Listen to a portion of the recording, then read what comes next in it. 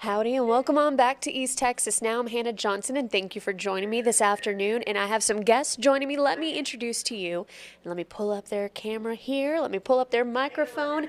Joining us is Dolores P. Airline and Christina Jenkins. Both of y'all coming together to talk to us about, well, financial literacy is kind of like the overall goal. But I know y'all are both part of different organizations. But the ultimate goal is to educate East Texas, right? Yes.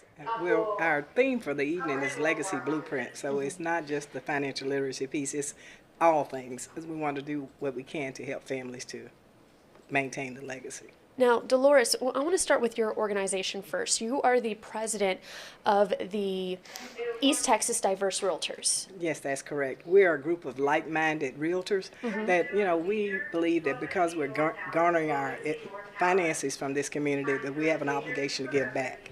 We believe that whom much is given, much is required. So we put on educational events, we mentor, we teach, we do whatever we can to enrich the community. And right now, we know in marginalized communities there's a deficit on things that needs to be done. So we've partnered with other like-minded professionals, and that would be Christina today, and to bring them in to help us to meet this goal. And we have an upcoming event on Saturday.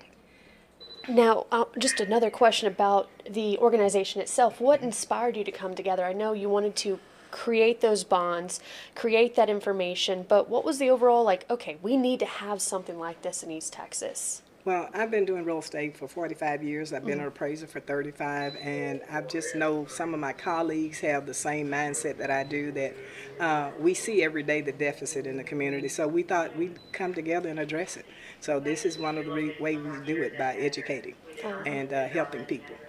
And for Christina, I know you are a part of the Keeping It in the Family. You're the CEO. Tell me about your organization. So I am the COO. COO, excuse keeping me. Keeping it in the family, and we are an organization that was started here in Texas in order to educate people on financial literacy. And I started Keeping It in the Family along with my business partner and CEO, Marcus Hill, who is an author and speaker and an appraiser who has appraised properties all across the United States. In addition to what I do with Keeping It in the Family, I'm also an attorney here in the great state of Texas, and I've been practicing. I'm now in my 22nd year of practice in the area of real estate. In my office, I speak to many widows, family members who just didn't have a plan, and I would like to teach how to not have to come to me after a loved one passes, or if you have a real estate deal before mistakes are made. So that's why we created Keeping It in the Family. We are currently on the spring tour where we go around from city to city teaching, and we will be having a boot camp this Saturday right here in Tyler, Texas. I'm popping up the boot camp details here, and we're going to revisit this coming up in a moment, but I just wanted to mention that we will be highlighting it here. And I want us to circle back to the CEO. You mentioned he wrote a book and kind of detailing it. I have that up on our screen now. Can you tell me a little bit about the book? Yes, so our CEO again is Marcus Hill, and he is an appraiser. He has appraised properties all over the United States. He started his own appraisal company in his 20s in Little Rock, Arkansas, and then he was recruited by Fannie Mae to go work in their appraisal department. And while there, he wrote a book called Assessing My Value, and has been for the last few years on a book tour. And he goes around the country teaching, and especially teaching youth and other professionals on how, number one, to join the real estate industry and how easy it is to do, and then also the importance of having the real estate conversation early, even with kids. So this Saturday, we will also have engagement for youth. So bring them down here and let's talk about real estate and family and legacy and why it's important to us. I know the overall message is, okay, understanding money, how it comes in, how to hold on to it, how to make it last for your family.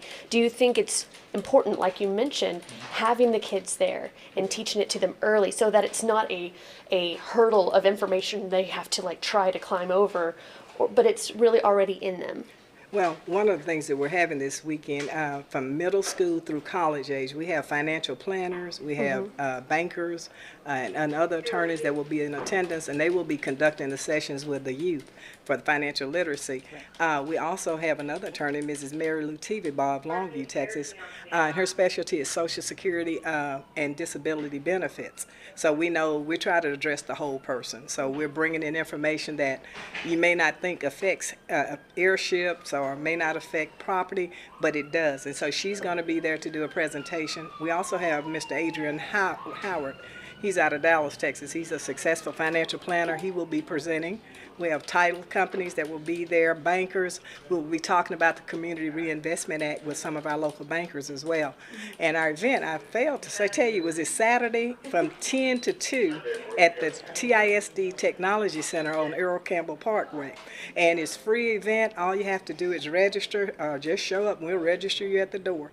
But we would love to have you to bring your young people from your churches, your schools, and our keynote would be Mrs. Christina Jenkins at the end, and she will be talking about a wealth of stuff, airships, wills, probates. So she's here to tell you more about what she does. But our group, like I said, we're 11 strong, and we will be there to greet you on Saturday. And again, we would love to have the children to come out to especially middle school through college age. Perfect. And I know, just kind of talking about financial literacy as a whole, right, as a general topic, I want to know why y'all think, or just why it is that financial literacy is not universal. Why is that the case? Just from your expertise and your own perspective. I can't say that it's not being taught in public school systems, but I'm fearful that it's not. I mean, they got their hands loaded with everything else. Absolutely. But I think as parents and community leaders, that onus is on us. There's so much that they don't understand about credit and how credit affects their job worthiness, how credit affects their insurance payments, and just they don't know what a check is because most children now use their phones. Right. So we want them to understand what a check is, how to get a lease on an apartment, the importance of not breaking that lease, not using credit cards while you're in college when you don't have a job. So we want to raise the flag before they get into the system and start messing up. So we want to fix that. Know about the common mistakes before we start making the mistakes. Exactly. And then we have those families that just don't understand what to do with their property. And we see it as realtors where people are losing their properties when it could be easily taken care of. Once we put them in touch with Ms. Jenkins and she explains the process, it's like a light bulb goes off. Right. So we're able to help people maintain and keep that property in the family. So that's what's keeping in the family. And I think it's one of the things that you said up front, legacy. Is that a conversation that we have? And I think it needs to be a part of every family. This is who we are. Every family will tell you, this is our personality, this is who we are. We're the Jenkins family. Okay, well, what is important about the Jenkins family? It's important that we have Grandma's house where we all met to have family reunions. And when Grandma passed away, what happened to that house? Right. We don't know because there was no plan or nothing in place. The one thing that we found is the critical element to all of this is education, because you cannot teach your children something that you do not know. Exactly. So what we're doing this weekend is we're not just telling what's going on, we're teaching about the implications of proper planning and keeping your family set up, advising about things like property taxes right here in Texas, and especially in East Texas. There's a lot of agricultural land, farmland that families are inheriting, and they don't have the money to pay the taxes. And many times they're losing the property that their family worked for taxes. So there are different things that we can do to plan, and we'll talk about all of those things at the event. But financial literacy is more than just one thing. It's more than just a will or a trust. It's a legacy. It's about your family. It's about where do we want to live. It's about maybe we don't want Grandma's house, but maybe we want to sell it for a fair price. And that's where my business partner comes in and talks about find out how much the property is worth, at least, if you're going to get rid of it, so that you know what your rights are, and that, sometimes the money passed down is legacy. That's generational wealth passed down to your family. We don't want anyone to leave anything on the table, and so that's what we're going to be talking about. We're going to be educating the public and whoever shows up, professionals, on Saturday. I also want to highlight that it's not just, and y'all have brought this up moments ago, just as we're talking, that this isn't just about property, it's about wills, trusts. What other aspects of the financial world are y'all planning to touch base on?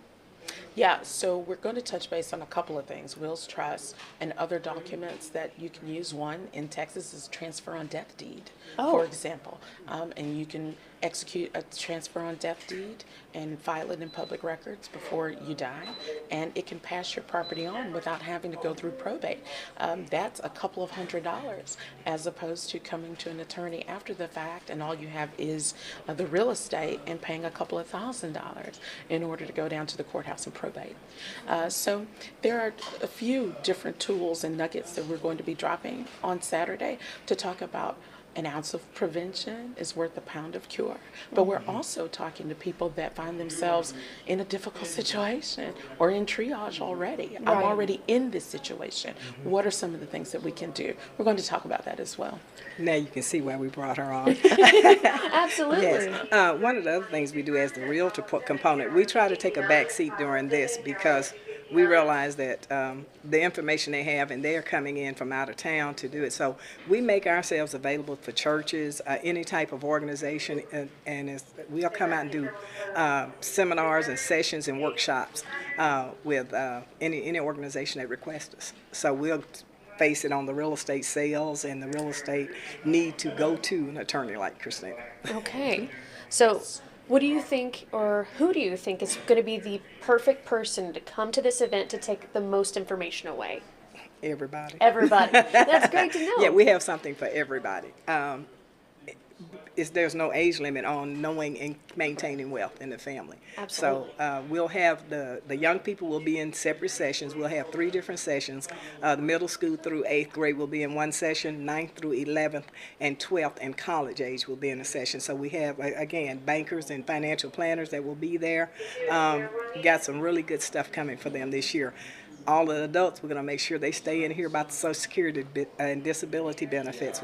And Christina's going to wrap everything up and tie it all in a neat package at the very end. Because it's all connected in It's one all shape connected. or form. Yes. Oh, wow. Right. And you know, we don't just say everybody, you know, just off the cuff. What it is when I'm in Dillard's and I'm explaining what I'm doing the next day, my sales lady understands Ayers property. She may not understand all the ins and outs, but she's saying, you know, we lost some property.